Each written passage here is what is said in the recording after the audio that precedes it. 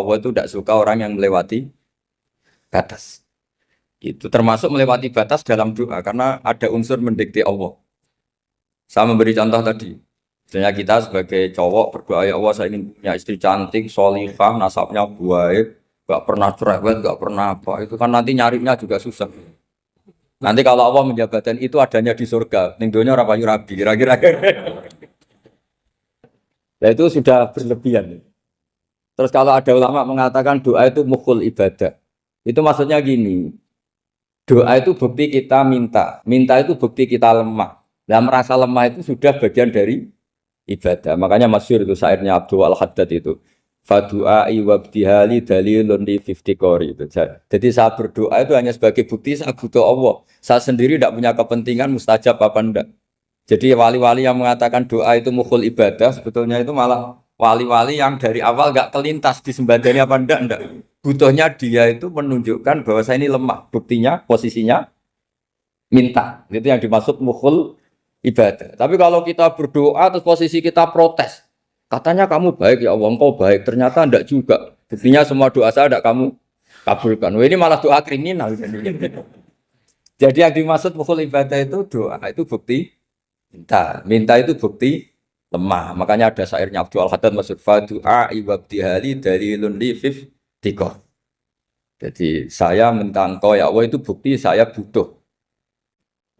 Jadi itu bukan dua hal yang harus dipertentangkan. Jadi kalau doa dikatakan apa?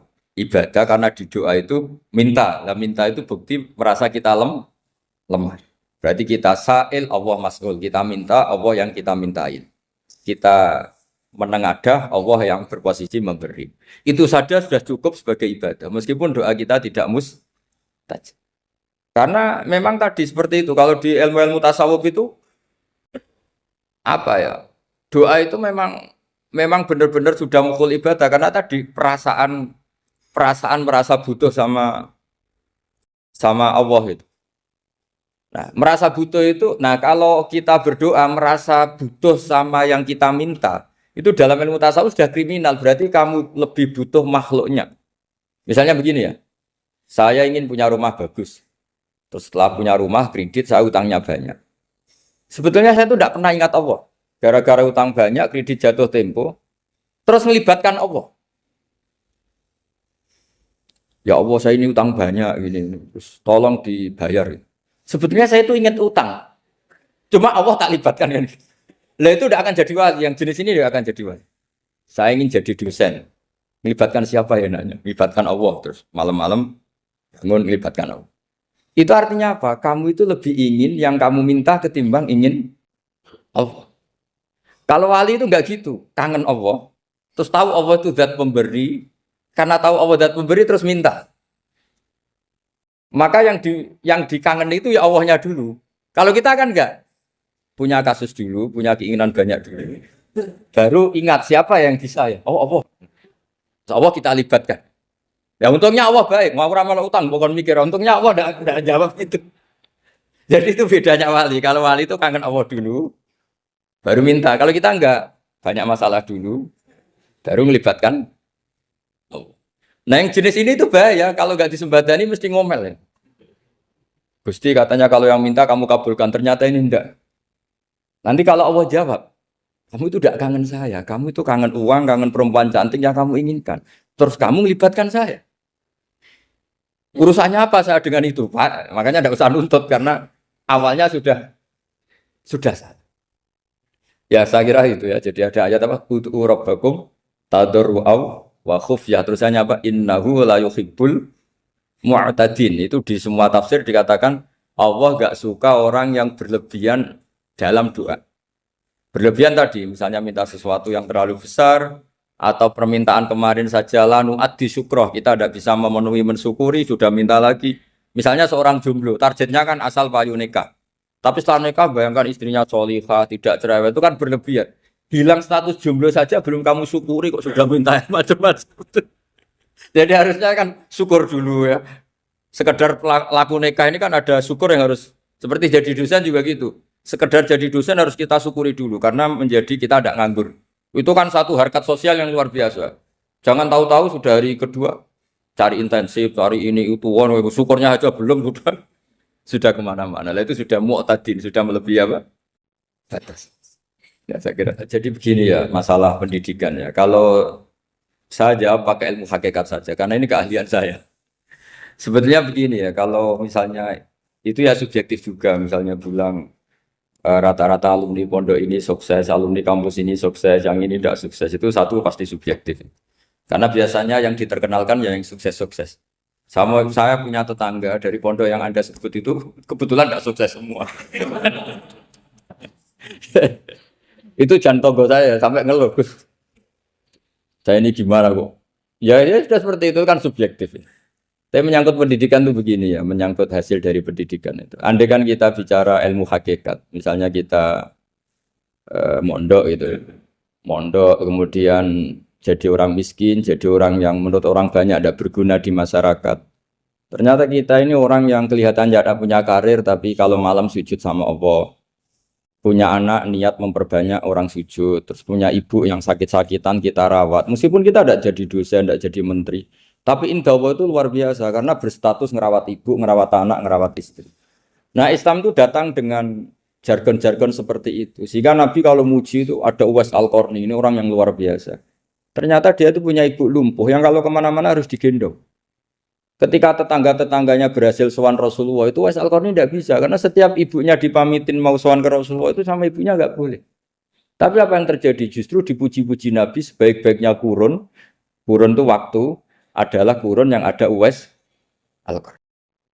Saya punya teman ini kisah nyata, saya berkali-kali ngisi ngaji di komunitas ulama. Ini mungkin tidak bagus untuk kampus, tapi harus saya utarakan supaya ya kita evaluasi. Saya bilang gini, saya ini jadi kiai itu sering iri sama orang goblok. Orang goblok itu barokah kata saya gitu. Itu kiai-kiai kaget semua karena saya bilang orang goblok itu barokah. Saya beri contoh gini, misalnya saya pinter, terus juara MTQ, juara hafal Quran atau juara baca Quran secara tartil. Ujung-ujungnya saya dapat apa? Hadiah umroh atau apalah, atau hadiah rumah atau apa. Pertanyaannya adalah mendapat. Saya ulang lagi, mendapat. Sementara ada santri yang bodoh, gara-gara bodoh itu dosen UI yang enggak, jadi kiai yang enggak, akhirnya dia jadi pekerja di Korea. Barokahnya bodoh tadi. Karena di Korea melihat orang ateis, akhirnya dia kepikiran bikin masjid. Sebagian gajinya disumbangkan untuk masjid. Ini bodoh pendiri masjid. Tapi kita gara-gara dosen dakwah di masjid, ini pinter dapat uang dari masjid. Nah ini bukan nyindir, ini biasa saja. Ini maksud saya. Maksud saya, kamu jangan ngabaikan hidup. Akhirnya apa yang terjadi? Saya ini punya teman ini betul. Saya ini kan kecelok dulu tuh Gus Alim. Nasib saya di mana-mana dihormati. Kadang saya merasa dosa. Kok dihormati? Saya punya teman, dulu gobloknya minta ampun sekolah, sekelas maksudnya. Gobloknya, soalnya gobloknya harus disepakati. Sudah. Iya, goblok mujma'al ya kira-kira. Singkat cerita dia itu hidup di pedalaman Kalimantan sekitar tahun 92. Dulu kan biasalah di dalam hutan itu pasti ada penebangan hutan macam. Dia ada bosnya, yang jelas dia ada bosnya. Saya yakin juga agak kriminal. Karena dia tidak yang illegal logging. Pokoknya ditektir dia hidup di tengah hutan. Ikut orang. Setelah itu dulu nggak ada HP. Sering kirim surat ke saya, Gus, saya ini hidup di tengah hutan. Tapi saya ini muslim pernah mondok. Kalau nggak bikin Jumat itu nggak enak. Bikinlah dia Jumatan. Nah karena dia pernah ngaji fikih Syafi'i, kalau Jumatan nggak ada orang 40 itu harusnya zuhur tidak Jumatan. Tapi orang yang kerja di situ tidak mau. Wong dino Jumat kok zuhuran loh Pak. Kalau dino Jumat ya Jumatan ya. Tanya saya, Gus itu kalau ada kaulnya enggak supaya Jumatan ndak orang 40 sah. Singkat cerita dia lama-lama jadi pendiri masjid di situ. Dia punya sedikit gaji ya dipakai masjid, punya sedikit tanah diwakafkan untuk masjid. Artinya apa? Indawa ini banyak orang bodoh, ternyata di komunitasnya dia muassis, pendiri, pemberi. Sementara kita yang kecelok pinter, dapat umroh, dapat bonus. Kira-kira nanti kita ketemu Allah. Kamu pernah nyumbang Islam apa? Yang bodoh jawab, oh nanti Gusti bikin masjid di pedalaman. Kita yang pinter. Kayaknya kalau memberi, enggak lah Gusti. Reputasinya mendapat. Ketika Nabi memenangkan perang Badar, itu ada Asra Badrin, tawanan-tawanan perang Badar. Nabi suka musyawarah, suka rembukan. Ya Abu Bakrin, menurut kamu tawanan ini diapakan? Kata Abu Bakar, hum asyiratuka. Mereka itu keluarga engkau, orang-orang Quraisy. Ya dibebaskan saja. Pakai tebusan. Nanti uang itu kita kelola supaya jadi penguat Islam. Dan orang-orang ini merasa utang jasa karena harusnya dibunuh, tapi kita bebaskan. Terus tanya, bagaimana kamu ya Umar menurut kamu? Kata Umar, ini kan orang-orang yang dulu ingin bunuh kamu. Yang ingin menghabisi jenengan, ingin dan sudah ngusir jenengan. Ya setelah ketangkap ya dibunuh, kok repot.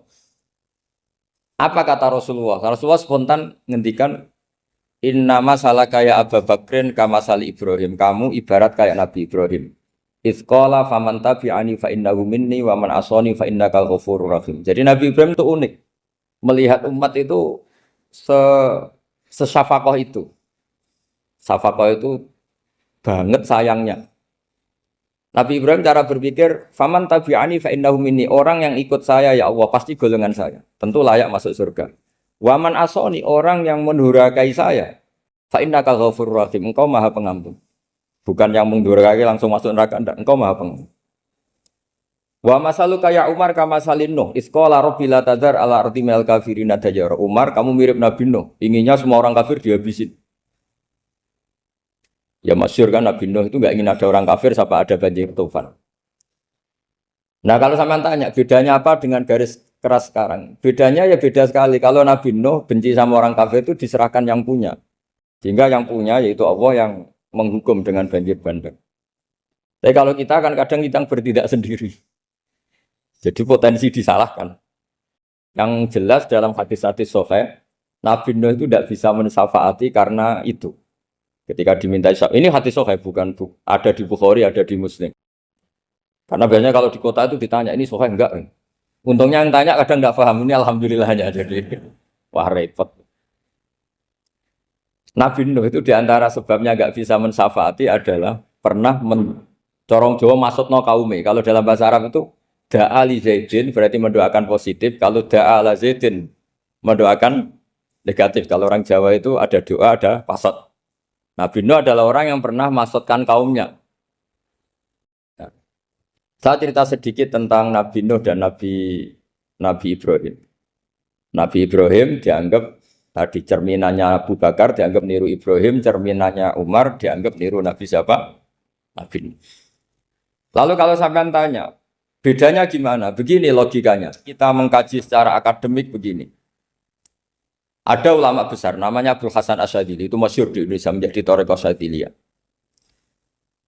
Terus ada seorang muridnya minta gini, ya Abdul Hasan Asyadzili, tolong saya dikasih ijazah supaya saya tidak pernah maksiat di bumi ini. Karena saya takut sama Allah, kalau saya maksiat itu merasa tidak nyaman dengan Allah. Abdul Hasan Asyadzili ini malah marah besar. Atuhibbu alla tadhharu maghfiratu. Kalau kamu tidak pernah maksiat, berarti kamu suka maghfirahnya Allah Ta'ala itu tidak kelihatan. Karena tidak ada yang maksiat. Tapi bukan dukung kamu yang tidak. Ini cerita ilmiah. Tapi kalau Said Abdul Al-Haddad, itu kebalikannya. Ada orang fasik gitu, hidup berkeliaran, mengganggu masyarakat, ganggu ketertiban agama. Ada kiai atau siapa gitu mendoakan supaya tobat atau dikasih panjang umur supaya nanti bisa tobat. Itu beliau, Said Abdul Al-Haddad marah besar. Man da'a li fasikin bil baqa faqad ahabba ayyusawahu fi ardi. Orang yang mendoakan orang fasik hidup berarti dia suka Allah dimaksiati di buminya. Jadi akhirnya jadi kutub besar, yang satu Sadziliyah, yang satu Haddadi. Kenapa ya? Karena tadi yang satu cerminan Nabi Isa, yang satu cerminan Nabi Yahya. Sebagaimana sabda Rasulullah tadi, apa ulama ummati ka anbiya'i bani Israil. Juga masyhur dalam aplikasi pengajaran juga gitu. Masyhur sekali dalam kitab-kitab diceritakan. Kalau Said Abdul Haddad, kalau ada orang sowan itu, kamu ngaji sama siapa? Sama si A. Pernah nangis gak pas ngajar? Gak pernah. Udah gak terus, gak usah diterusin ngaji orang seperti itu. Hatinya atas, wong orang iso nangis. Tapi kalau Abdul Hasan Asyadzili kebalikan. Kamu ngaji sama siapa? Sama si A. Pernah tertawa enggak kalau ngaji? Enggak pernah. Udah, enggak usah ngaji sama orang itu. Orang enggak bisa syukur. Jadi Jadi itu manhaj besar.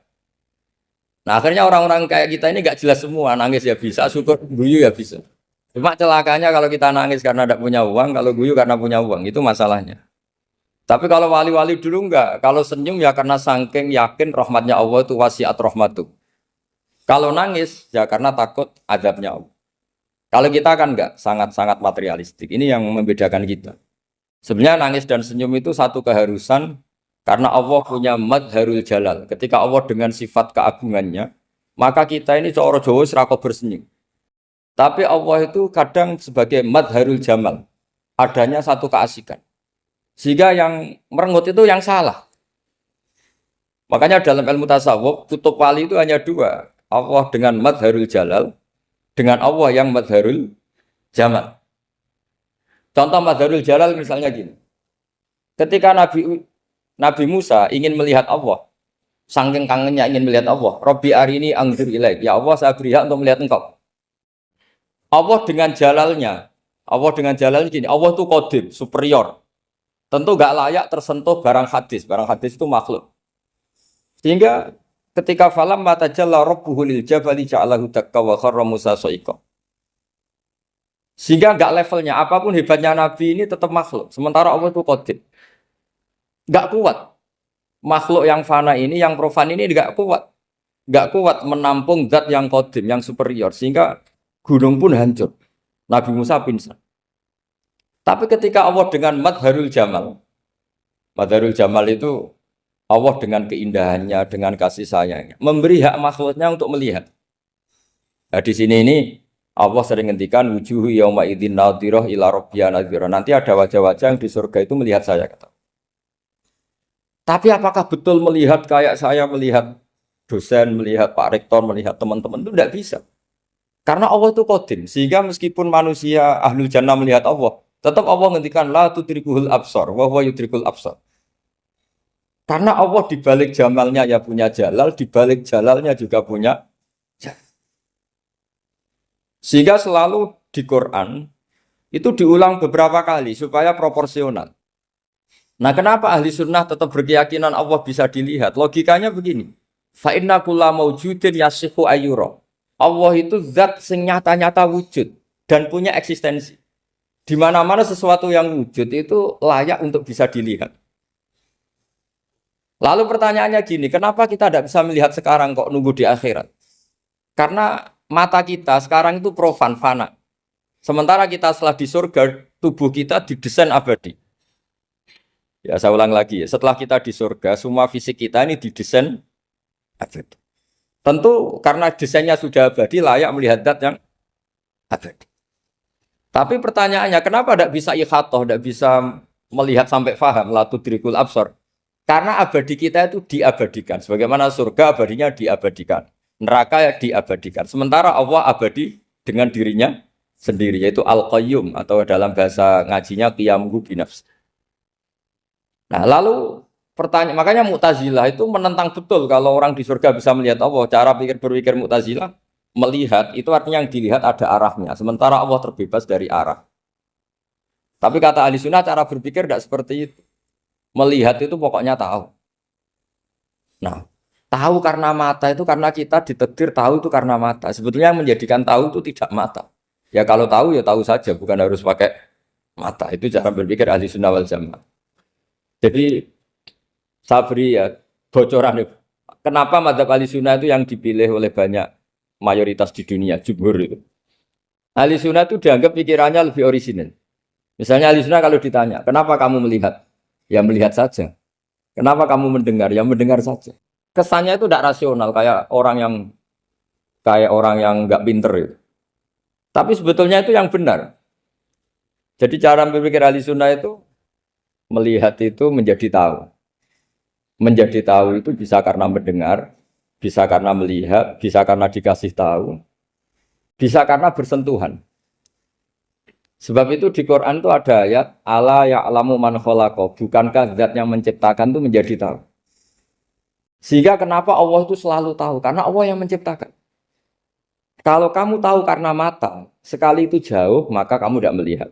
Atau kamu sekarang buta, kamu tidak melihat. Atau tertutupi barang itu, maka kamu tidak melihat.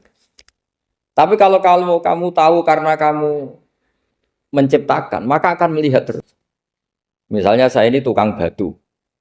Saya ingat betul ketika saya bangun Monas, itu pulpen saya tak tanam di dalam Monas. Saya ingat betul kalau pulpen saya warnanya putih, tak tanam di Monas 2 meter dari pondasi. Setelah saya pulang ke Jogja ditanya, di dalam Monas ada apa? Ada pulpen. Posisinya 2 meter dari pondasi. Kenapa saya tahu? Karena saya yang menciptakan. Nah, karena menciptakan ini sehingga tahu saya akan terus-menerus. Tapi kalau tahu karena mata sekali barang itu tertutupi, nggak tahu. Misalnya saya tahu jenengan karena dekat sekali jenengan kemana-mana saya sudah tidak tahu. Tapi kalau saya menaruh sesuatu di tubuh Anda, sehingga kamu kemana-mana tetap tahu bahwa barang itu ada di tubuh.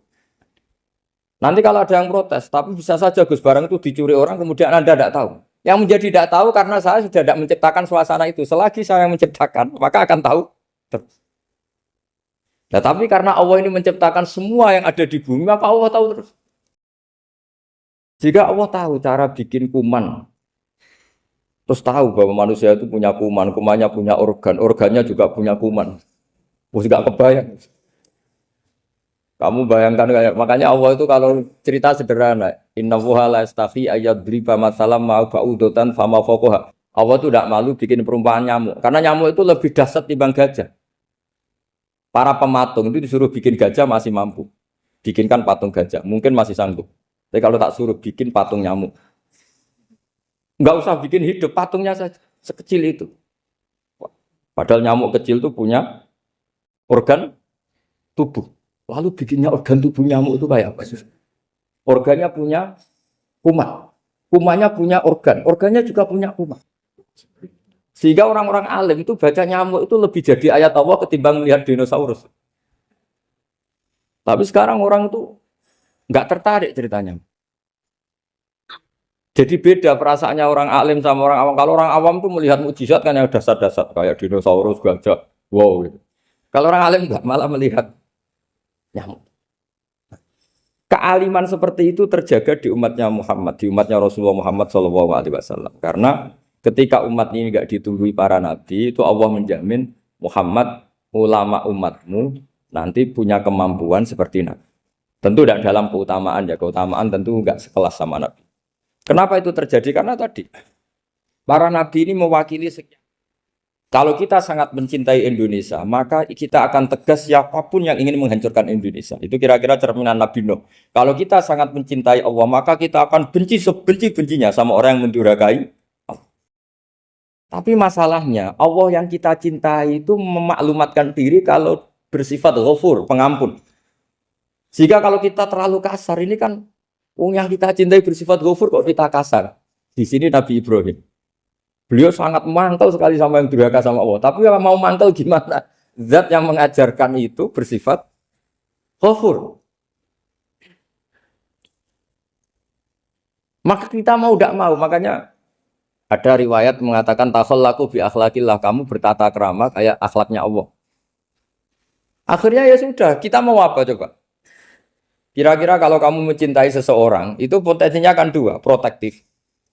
Ada telepon, itu dari siapa? Cewek atau cowok, protektif. Itu bukti cinta apa bukti suudon kan tidak tahu. Tapi misalnya kamu cinta perempuan terus WA-an sama lelaki nggak apa-apa, jalan sama lelaki nggak apa-apa, sama masa lalunya pacarnya juga nggak apa-apa. Itu cinta apa pembiaran? Kan sama-sama nggak jelas. Nah kira-kira mencintai Allah itu kira-kira analoginya seperti itu. Kalau yang satu protektif, Allah harus zat satu-satunya yang disembah. Nggak boleh didurhakai, nggak boleh dikhianati kok. Sehingga ini sangat keras sekali. Nah, ini Nabi Nuh. Di sini ada Nabi Ibrahim. Karena orang yang zat yang kita cintai bersifat ghafur. Jika kalau kita terlalu tegas beda dengan sifatnya Allah yang bersifat ghafur. Nah umatnya Nabi seperti itu mulai dulu. Ada yang moderat, ada yang keras, ada yang setengah keras, setengah moderat. Ada yang ngambil sikap, oh udah mangan turu, ngenteni mati. Itu lebih baik itu timbang punya istihad tapi gak jelas mendingan. Itu ada riwayatnya, suatu saat ibadah akhir umatku terbaik adalah tidur. Maksudnya tidur itu gak ngambil sikap, masyhur itu. Saya beri riwayat yang ada di Bukhari Muslim. Satakunu fitanun, al-qa'id fiya khairun nal-qa'im, wal-qa'in fiya khairun nal-masi, wal-masi fiya khairun nas-sa'i. Nanti di akhir zaman itu banyak fitnah. Kata Rasulullah, Yang duduk lebih baik ketimbang yang berdiri. Yang berdiri lebih baik ketimbang yang jalan. Yang jalan biasa lebih baik ketimbang yang jalan bergegas. Man tasyarrafa laha tastasrifu. Fitnah itu adalah siapa yang terlibat maka akan semakin parah. Sehingga semenjak itu ulama berpikir nanti di akhir zaman kalau ada fitnah, itu sebaiknya orang ngambil sikap sepasif-pasifnya, secuek-cueknya. Jadi semua syurahul hadis sepakat makna hadis ini apa? Orang disuruh sikap secuek-cuek. Misalnya pilihan presiden, contoh kecil pilihan presiden. Mungkin para intelektual nggak merasa, tapi kalau ulama itu cara berpikir beda. Pilihan presiden, kamu fanatik milih A, yang satu fanatik milih B. Ya presiden atau bupati atau gubernur. Terus yang satu bilang gini, wah kalau nggak di presiden A, nggak di bupati A, nggak di gubernur A, negara ini rusak. Mungkin betul dari segi jejak rekamnya A ini bagus. Tapi pertanyaannya secara tauhid, bagaimana Anda menggantungkan kesejahteraan sama makhluk? Kamu nggak pernah terusik begitu kan para intelektual? Itu kan melukai. Bagaimana mungkin Anda menggantungkan kesejahteraan dengan seorang makhluk? Wah kalau di presiden A pasti Indonesia makmur, kalau bupati A pasti Sleman makmur, pasti Bantul makmur. Nah, bagaimana mungkin makhluk yang sedang soleh kamu pastikan selalu soleh? Wong dia makhluk bisa sementara yang B misalnya fasik, wah kalau dipimpin B pasti rusak negara.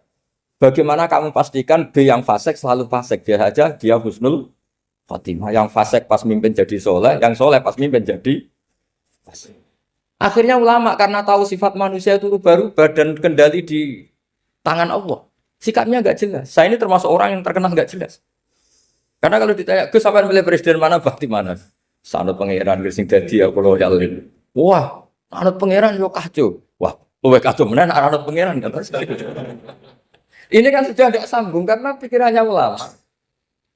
Memang nggak beda, cara berpikir ulama itu beda. Bahkan bapak saya itu kalau didik saya itu begini. Kalau meseli saya atau ngirim saya dulu itu kan pakai mesel. Ini uang kamu 500.000 untuk kamu. Mesti ditambahi 100.000 ini untuk buat jajan sama teman-teman. Mesti ada uang pokok, ada uang sodako. Dulu saya sering tanya, kenapa bapak sangat menghormati teman-teman saya? Kata bapak, kue mondok, aku raiso nyukupi, sing iso nyukupi ya konco-konco. Ternyata betul, rata-rata anak kuliah atau anak mondok, uang pribadinya kan 8 hari dari dikirim sudah habis. Berarti kan masih 22 hari, kok bisa hidup itu kan barokahnya teman-teman itu. Malah yang agak beling itu 1 hari sudah habis, berarti ada 29 yang bergantung sana-sini. Sehingga Nabi dulu cara ngendikan itu unik.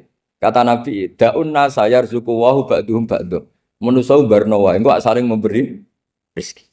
Ketika ada collab, Medina itu pernah collab, terus sekarang pernah defisit. Beberapa pakar ekonomi datang ke Rasulullah, ya Rasulullah, sa'ir, tolong dikasih harga standar. Tapi apa jawabannya Nabi? La tusairu fa inna Allaha huwal musair. Kamu jangan kasih harga, Allah sendiri yang menentukan harga itu. Terus kata Nabi, kenapa engkau begitu ya Rasulullah? Ini negara harus ditentukan harga karena gini-gini. Kata Nabi, saya tidak ingin ketemu Allah dalam keadaan dolim. Tapi ini tentu di teori ilmu modern ini masalah. Tapi menurut orang modern. Tapi kalau menurut ilmu hakikat itu nggak akan masalah. Misalnya, kenapa Nabi tidak menentukan harga dalam keadaan negara seperti itu? Jawabannya pakar-pakar hakikat. Ya saya ulang lagi pakar-pakar hakikat. Begini, misalnya ada orang menimbun supaya nanti harganya mahal. Terus ditimbun terus sampai nunggu harganya mahal. Lama-lama dia sadar kalau timbunannya nggak ada gunanya karena ternyata orang nggak beli. Nah, ketika orang tidak punya kemampuan beli, yang menimbun juga tidak punya uang. Nah, tapi kalau sampean tanya, tapi Gus nak tuku barang pokok kan kita mati karena kehabisan stok. Itu masalah tauhid Anda. Bagaimana mungkin kamu bayangkan seorang makhluk tidak bisa hidup atau nggak dapat rezeki? Nabi itu orang yang sampai ke derajat hakikat dari tidak pernah bayangkan gitu. Salah sampean jadi orang yang tauhidnya masalah. Sehingga terus bayangkan, wah kalau negara ini kayak, wah kita makan apa? Kalau negara nggak stabil, wah kita gimana? Itu tidak bisa seperti itu. Dulu ketika kita dijajah Belanda, Itu kiai-kiai kita, Mbah Hasyim Asy'ari, Mbah Ahmad Dahlan, mondoknya di Mekah. Sampai alim alama, dua beliau, Mbah Hasyim sama Mbah Ahmad Dahlan itu ngajinya sama-sama Syekh Khotib Minangkabau. Cuma Mbah Hasyim lebih menekuni ke Syekh Mahfud Termas, yang satu menekuni Syekh Khotib Minangkabau. Jadi dua beliau itu ngaji di guru yang sama. Mbah saya, buyut saya itu ya sudah mondok Mekah. Zaman dijajah Belanda. Sekarang kita agak dijajah, agak mondok di sana. Buyut saya itu zaman itu sudah haji. Buyut kelima saya. Itu dulu kalau ingin cari tempat yang teduh, itu masuk ke gua. Itu masuk gua itu hanya kepalanya saja. Kakinya masih di luar. Karena gua di Arab tidak seperti gua di sini. Kalau gua di sini kan orang bisa masuk semua. Kalau gua Arab kan hanya celah-celah batu-batu besar. Sehingga ketika Rasulullah hijrah ke Madinah, singgah di Gua Sur, kata Abu Bakar gimana? Andai kan ada orang kafir di depan gua. Kata Abu Bakar gimana? Andai kan mereka melihat kakinya, pasti melihat kita. Karena gua di sana itu satu tubuh tidak bisa masuk penuh. Kalau gua di sini kan ada yang mobil saja bisa masuk. Nah itu bahasa ya kalau mau istirahat itu masuk gua, separuh badan di dalam gua, separuhnya masih di luar.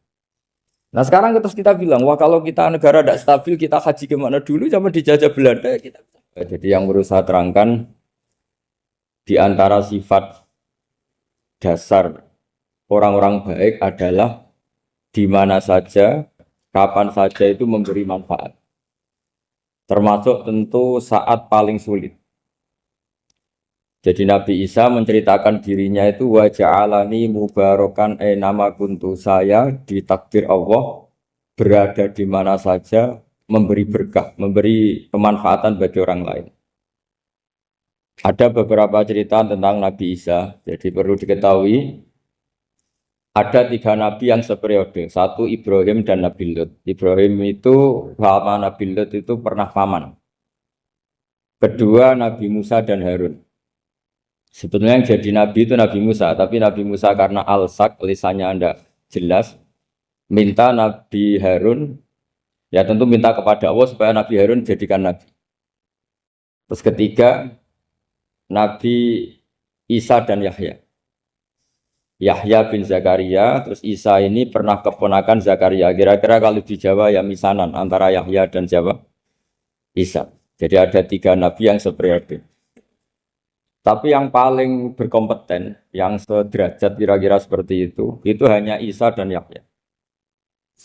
Karena Nabi Lut dan Nabi Ibrahim itu beda level. Karena Lut ini pernah keponakan, jadi hubungannya kira-kira yang murid dan guru. Terus Musa dan Harun itu juga nggak level, karena Nabi Harun ini jadinya Nabi itu atas permohonan Nabi Musa. Sehingga meskipun Harun itu kakaknya, tapi nggak berani bantah. Jadi Nabi Musa itu dalam cerita, beliau itu alsak. Alsak itu lesannya agak kedal. Tapi ini alsak yang barokah. Jadi dulu ceritanya Musa kecil, karena dia seorang Nabi, beliau seorang Nabi. Itu kalau melihat Fir'aun itu mangkelnya bukan main. Padahal kecilnya dirawat Fir'aun. Singkat cerita, mulai kecil sudah usil. Kalau melihat Fir'aun itu ya jenggotnya dipakai mainan. Pokoknya nakal. Lama-lama Fir'aun curiga, dasar orang Israel. Nabi Musa ini turunan Israel. Lama-lama Fir'aun itu yakin kalau itu sengaja. Akhirnya Fir'aun mau membunuh Musa. Terus kata istrinya Fir'aun, Musa itu masih anak kecil. Jadi seperti itu ya bawaan anak kecil, bukan bawaan kebencian terhadap orang Kipti, orang Mesir. Kalau dalam bahasa kitab kuno Mesir itu Egypt Al-Kipti, makanya disebut Maria Al-Kiptiyah. Kalau orang sekarang bilang Egypt itu bahasa kunonya Mesir itu Al-Kiptiyah. Nah, memang secara bahasa Arab Mesir itu nggak mungkin, bahasa Arabnya Mesir itu nggak mungkin karena Misro itu maknanya kota. Jadi kalau kamu bilang kamu kemana, ke Misro, ke kota, lah kota mana? Ya kota Mesir, itu bisa debat kusir. Jadi ya kayak kita lah, kita sekolah di mana? Di madrasah. Madrasah terjemahnya apa? Sekolah. Nah, kemudian oleh istrinya Fir'aun ya gini saja, buktikan kalau Musa itu masih anak kecil. Masyhur itu dalam cerita, dikasih bara api sama apel. Sebenarnya Musa kecil ini sudah pinter mau milih apel. Sama malaikat Jibril diarahkan tangannya itu ngambil apa? bara api terus dikunyah. Itu yang menyebabkan lisannya Musa itu alsak, agak pelat. Nah, ketika jadi rasul itu akan repot karena nanti harus pakai penerjemah. Jadi seorang rasul tapi lisannya tidak apa? Cakap. Akhirnya Nabi Musa realistis ngendikan ketika diutus wa akhi Harun wa afsahu minni lisanan fa arsilhu ma'iyarid ay yusaddiquni inni akhafu ayyukadzibun. Ya Allah, saudara saya Harun itu lisannya lebih fasih. Tolong jadikan dia rasul sebagai penguat saya. Akhirnya Allah mengabulkan doanya Nabi Musa, kemudian Harun dijadikan sebagai apa?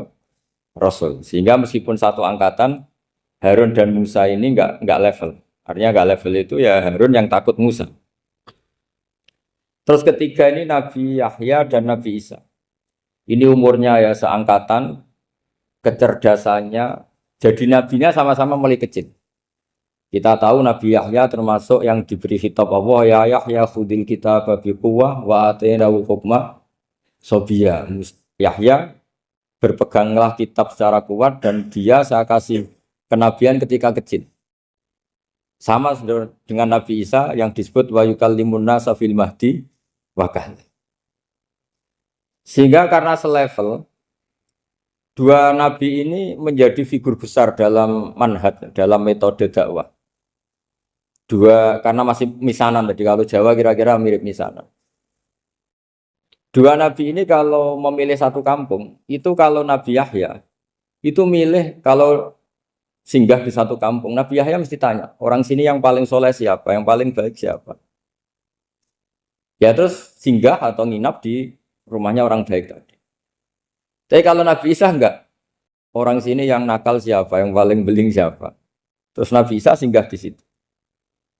Akhirnya ada pertanyaan dari Nabi Yahya, lima tanzilu ala syirarin nas. Kenapa kamu selalu singgah di orang-orang nakal? Syiror itu orang-orang nakal. Masyhur itu Nabi Isa menjawab, ana tabibun udawil mardo. Di mana-mana Nabi itu ibarat seorang dokter, kerjaannya tentu menyembuhkan orang-orang yang apa? Sakit. Jadi dua nabi ini sering berdebat, tentu debat yang baik. Dan itu menjadi cara Jawa itu punjeri ilmu. Jadi manhaj ilmu besar antara Yahya dan Isa. Begitu juga Nabi Yahya itu kelihatan agak rileks, panik, saking takutnya sama Allah. Kalau Nabi Isa itu rileks. Pokoknya kumpul orang-orang nakal itu ya rileks. Akhirnya ada dua pertanyaan sekaligus nanti jadi dua manhaj. Kenapa kamu sering masam itu, sering kalau bahasa Arab itu abasa ya. Terus yang Nabi Yahya balik bertanya, kenapa kamu sering senyum, sering tertawa? Kenapa memangnya? Terus ka'annaka ta'manu min makrillah, kamu sering senyum kayak kami sudah terbebas dari azab Allah, dari ditegur Allah, seakan-akan kamu orang paling benar yang enggak akan salah. Nabi Isa balik tanya, sama kamu sering masam, sering meru, ka'annaka taqnatu min rahmatillah, seakan-akan kamu putus asa dari rahmatnya Allah. Sehingga kemudian itu jadi manhaj besar. Kalau terlalu senyum, ya dianggap orang yang kayak nggak punya perasaan dosa. Tapi kalau terlalu masam, terlalu merenggut, seakan-akan rahmat Allah itu terbatas. Sehingga seakan-akan Allah itu rahmatnya nggak cukup lah untuk mengelola manusia ini. Sehingga itu jadi metode besar yang masyhur itu dalam sebuah hadis Nabi ngendikan, ulama ummati ka anbiya Bani Israil. Ulama umatku itu kapasitasnya atau fungsinya atau manfaatnya setingkat nabi-nabi Bani Israil. Karena ketika umat ini enggak ditunggui para nabi setelah Rasulullah SAW, itu yang nunggui hanya ulama. Tapi ulama ini sudah cukup mewakili para nabi Bani Israil. Dan banyak syurahul hadis, para menyarah hadis mensarahkan Nabi tidak ngendikan ulama ummati kamisli seperti saya, tapi ka'ambiyai Bani Israel, bagaimana nabi-nabi Bani Israel. Nabi Bani Israel itu macam-macam.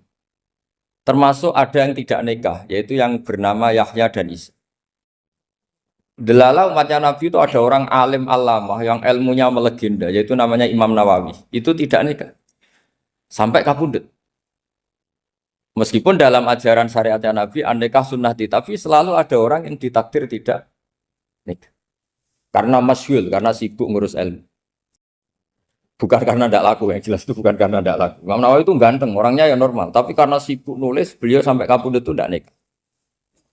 Imam Sibawayh itu suka sekali sama ilmu, menjadi istri utamanya ya ilmu. Dia ganteng, Sibawayh itu maknanya tuh apel. Dia ganteng sekali, sampai banyak cewek yang senang. Akhirnya dia nikah. Tapi nggak pernah dikumpulin. Dia belajar terus. Ketika beliau ke pasar, dulu nggak ada supermarket, beli kertas, kitabnya dibakar semua sama istri. Dikira istrinya terus mencintai dia, malah diceraikan. Itu siapa Imam Sibawayh. Terus ada umatnya Nabi yang paling unik di dunia. Mungkin Pak dosen, saya kiai pun nggak bisa nih. Ada orang tuh ganteng sekali, istrinya cantik sekali. Itu tahu-tahu sudah 10 tahun tidak pernah hubungan suami istri. Karena ketika si suami itu tahu istrinya cantik, itu langsung sholat sujud syukur, sholat terus. Saking senengnya punya istri cantik. Yang istrinya cantik juga solihah, tahu suaminya ganteng ya terus sholat terus syukur. Itu sampai berhari sampai bertahun-tahun. Terus ketika ketemu cocokan, dek kita sudah nikah berapa? Terus dilihat kayaknya sudah 10 tahun, tapi tidak pernah hubungan. Oh itu nggak kebayang itu. Ganteng sama cantik. Kalau jelek sama jelek itu mungkin. Yang satu bilang naudzubillah, satu itu kan nunggu rafa saja. Ini nggak ganteng sama cantik. Nah, kenapa kualitas ulamanya Rasulullah itu bisa seperti Nabi Bani Israel? Karena agama ini, umat ini sudah tidak ditunggui para nabi. Sehingga mau tidak mau kualitas ulama, alhamdulillah barokahnya Nabi itu berkualitas kayak nabinya Bani Israel. Soal kebahagiaan, nenek moyang pulau jenengan tuh anaknya banyak. Dijajah Belanda, jajah Jepang, ya nyatanya anaknya banyak-banyak. Itu kira-kira bahagia apa enggak? Nah, artinya gini, ya tentu kita tidak ingin dijajah itu tentu ya. Tapi kita ini selalu latah. Wah kalau ekonomi jatuh kita makan apa? Kalau kita dijajah kita tidak perlu seperti itu. Rahmatnya Allah Ta'ala itu akan adrokatna. Rahmatnya Allah Ta'ala akan menemukan kita. Apapun kondisi kita, apapun keadaan kita. Ini cara berpikir tauhid. Sehingga Nabi itu tidak pernah bayangkan umatku narata tunggoni piye, ditunggoni Allah. Sehingga masyhur dalam hadis-hadis sahih, la tazalu ta'ifatun min ummati dzahirina 'alal haq la yadurruhum man khadalahum wala man khalafahum wala man nawa'ahum. Selalu di umatku ada kelompok-kelompok yang selalu membela kebenaran dan tidak akan terkalahkan oleh kesesatan di akhir zaman. Kenapa? Cara berpikir orang tauhid itu sederhana begini. Allah menamakan dirinya Al-Hadi, penunjuk jalan. Dan sifat Allah pasti nafidah karena Allah tidak terkalahkan. Sama seperti Allah menyifati dirinya Ar-Razzaq, Ar-Razik yang memberi rezeki. Maka orang segoblok apapun, selumpuh apapun, selemah apapun tetap dapat rezeki. Sama, Allah mensifati dirinya Al-Hadi, memberi petunjuk. Maka zaman serusak apapun orang tetap dapat petunjuk. Sehingga kita tidak perlu khawatir, wah nanti zaman kalau sudah rusak nasib Islam gimana? Ya coba sekarang nasib Islam gimana? Ya baik-baik saja. Dulu ditunggoni wali songo ya banyak orang Islam. Sekarang nggak usah wali songo. Ditunggu dosen-dosen yang ngajar aja nunggu digaji. Kiai pidato ya ada yang beri salam template. Itu kalau nuruti definisi ikhlas itu tidak ada yang masuk. Tapi meskipun demikian agama juga jalan. Kenapa agama ini jalan? Karena Allah Al-Hadi, penunjuk jalan. Ketika Allah mensifati dirinya penunjuk jalan dan sifatnya Allah pasti nafidah, pasti terjadi.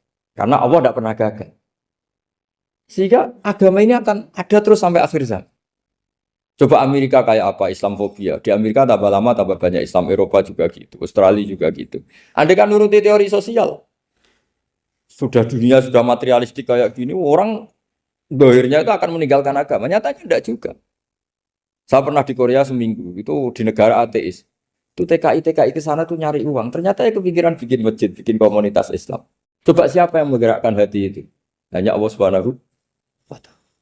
Jadi cara berpikir tauhid saya ulang lagi, saya mohon sekali di pengajian ini saya cerita wajah alani mubarakan aina ma kuntu. Jadi cara berpikir sekian nabi, terus kita punya karakter tertentu, kita milih nabi ini itu sah. Karena ulama ummati ka ambiyai Bani Israel. Ulama umatku itu ibarat kayak nabi Bani Israel. Jadi ada yang milih tadi seperti Nabi Isa fokusnya ngurusi orang-orang nakal. Itu juga bagus karena di mana-mana Nabi itu seperti dokter. Tapi Nabi Yahya hanya berkawan sama orang-orang soleh. Kita tahu berkawan orang fasik itu resiko ketularan. Iman pas-pasan wae kancanan wong fasik kan taqabbalallahu minna minkum gitu. Wong kamu sendiri tidak sehat-sehat amat berteman orang penyakitan kan bahaya. Tapi kalau kamu sebagai dokter kok hanya berteman orang sehat, lalu kamu apa? Penelitiannya gimana? Masa saya dokter spesialis, pernah penelitian, semua orang sehat saya pernah saya teliti. Itu dokter aneh apa enggak? Saya dokter spesialis TBC, spesialis paru-paru. Yang kamu teliti siapa? Semua orang sehat. Pernah meneliti yang sakit? Enggak pernah. Kan ya jadi dokter aneh. Tapi misalnya terus kamu sendiri terus berteman orang penyakitan terus kan ya rawan tertular. Nah, ini ada dua figur yaitu Nabi Yahya dan Nabi siapa? Ya saya kira demikian.